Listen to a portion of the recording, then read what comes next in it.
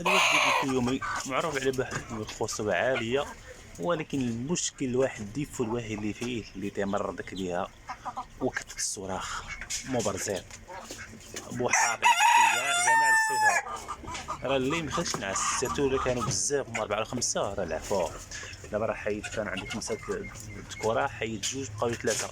غادي نحاول ما امكن نحيدهم كامل نخلي غير واحد يبقى مع الدجاج، لانه صراحة الا مبرزط بزاف في الليل. الحرب تنوض بيناتهم في الليل.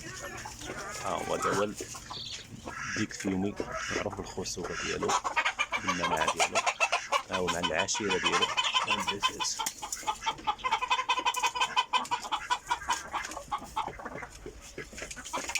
والشيء اللي عطانا الاخوان، الى اللقاء ان شاء الله في الحلقة القادمة ان شاء الله بحول الله. هادشي اللي عندنا اليوم، وبهذه الصيحة نختموا بها.